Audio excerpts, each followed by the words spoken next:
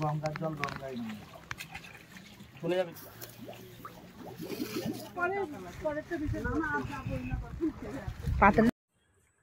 Hello everyone, good evening and welcome back to my channel. তোমরা সবাই কেমন আছো? আশা করি সবাই ভালো আছো। তোমাদের ভালোবাসায় আমিও ভালো আছি। তো আজকে আমরা যাচ্ছি গঙ্গা স্নানে। কালকে গণেশ চতুর্থী, 7ই সেপ্টেম্বর, আজকে 6ই সেপ্টেম্বর। তো তার জন্য আমরা সবাই গঙ্গা স্নানে যাচ্ছি, আমি, দিদিভাই, এশা আর ছোটদি। তো চলো গঙ্গায় গিয়ে দেখা হচ্ছে। আসলে সবার আগেই আমি রেডি হয়ে গেছি, তার জন্য আমি আবার সবার জন্য ওয়েট করছি। আর এদিকে বাড়ির বাইরে টোটো এসে দাঁড়িয়ে আছে। তারপর ভাবলাম কটা বেলপাতা নিয়ে নেওয়া যাক, কারণ গঙ্গায় শিবলিঙ্গ আছে, সেখানে জল ঢালবো স্নান করে উঠে। তারপর বাড়ি এসে পুজো দেবো। আসো দিদি, আয় আয় আয়, চল।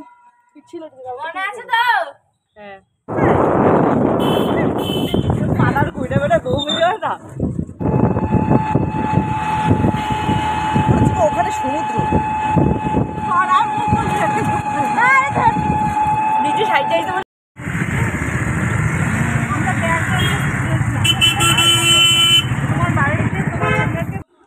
ওম নমঃ শিবায়। এদিকে আমরা গঙ্গার ঘাটে পৌঁছে গেছি। দেখো এখন তো তেমন একটা সিজন না, তার জন্য গঙ্গার ঘাটটা প্রায় ফাঁকাই রয়েছে। নয়তো বিভিন্ন রকম সময়ে এত ভিড় থাকে এই গঙ্গার ঘাটে যে কি বলবো। আর ভিড় থাকলে না স্নান করতে ভালো লাগে না, ফাঁকা থাকলে স্নান করতে বেশ ভালো লাগে। চলো এবার স্নান করে নেওয়া যাক। চলে যাবে।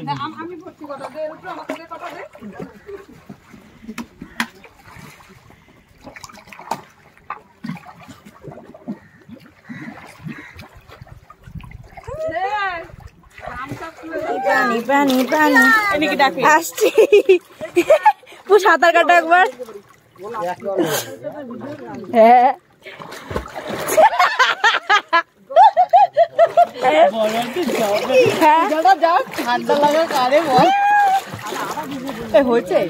I am a natural beauty.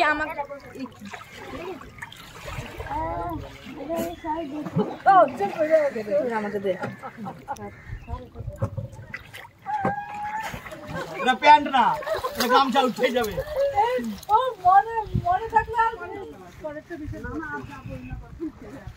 না ভিউটা খুব সুন্দর, সানি ওয়েদার। আমাদের স্নান হয়ে গেছে, এবার আমরা ফিরছি। যাই হোক, বাড়িতে অনেক কাজ আছে, সব মেটাতে হবে। সন্ধ্যাবেলা আবার বাজার করতে যেতে হবে ঠাকুর পুজোর। এদিকে বাড়ি এসে সব কাজ সেরে নেওয়ার পর সন্ধ্যাবেলা চলে এসেছে ডেকোরেশন করতে, মানে ঠাকুরটাকে যেখানে রাখবো সেই জায়গাটাকে একটু সাজিয়ে গুছিয়ে দেওয়ার জন্য ওরা এসেছে। প্রত্যেকবারই ওরা এমন সময়ই আসে যে আমাদের চলে যেতে হয় বাজার করতে, আমরা থাকতে পারি না। আর এদিকে আমরা বেরিয়ে পড়েছিলাম, নিখির জামায় কি হয়েছে সেটা আবার ওর বৌদির দোকান থেকে ধুলো।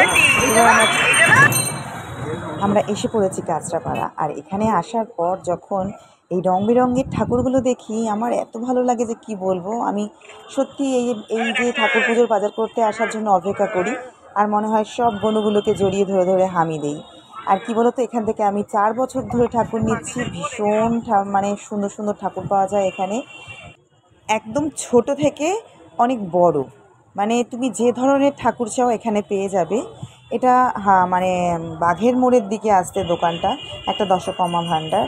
যখনই তুমি আগে এসেও বুক করতে পারো ঠাকুর, তোমারটা আলাদা করে সরিয়ে রাখা হবে। আমি একবার শুধু গত বছর আগে এসে বুক করেছিলাম, বাট এখন আমরা যেদিনাদিনই এসেই নিয়ে যাই, অসুবিধা নাই। আর সবচেয়ে বড় প্লাস পয়েন্ট কী জানো তো, এই একই দোকানে দশকর্মা ভাণ্ডারে তুমি সব বাজার পেয়ে যাবে। তারপর ফল বাজারটাও সেরে নিলাম। দেখো কপালটা এতটাই খারাপ, তাড়াতাড়ি বাজারটা কমপ্লিট করার পরও তাড়াতাড়ি বাড়ি পৌঁছতে পারলাম না, টোটোর চার্জ শেষ হয়ে গেছে রেল গেটের কাছে এসে। তো আর একটা টোটোকে ফোন করা হয়েছে, সেই টোটো এসে আমাদের নিয়ে যাবে। তো ফাইনালি আমরা বাড়ি এসে গেছি। আসার পর দেখলাম এইরকম সাজগোজ। তারপর এখন বাজে রাত 3:30, এখনও পর্যন্ত আমি রেস্ট নিতে পারিনি, তার কারণ পুজোর গোছগাছ চলছে। আজ 2-3 রাত ধরেই আমি অনেকটাই রাত অবধি জাগা। সব গোছানো হয়ে গেছে, ভোর 4:30 থেকে ভোগ তৈরি হবে। তারপর আমি একটু আধ ঘন্টা রেস্ট নেব, দিদিভাই ভোগটা করবে। আমার সমস্ত কাজ আমি কমপ্লিট করে ফেলেছি। তোমাদের সবার ডেকোরেশনটা কেমন লেগেছে অবশ্যই কমেন্ট বক্সে জানিও। আর কি বলো তো, প্রত্যেক বছর পুজোটা যেরকম মাপের করা হয় এবছর অতটা বড় করে করা হচ্ছে না, জাস্ট পুজোর নিয়মটুকুই করা হচ্ছে। বাদ বাকি লোক খাওয়ানোটা এবার বন্ধ আছে, নেক্সট ইয়ার ভগবান করলে আবার হবে। তো আজকের ভিডিও এতটাই। ভিডিওটাতে কিছু ভালো লাগলে like, comment, share and subscribe করো। তোমাদের সাথে দেখা হবে আবার নেক্সট ব্লগে। ততক্ষণের জন্য টাটা, বাই।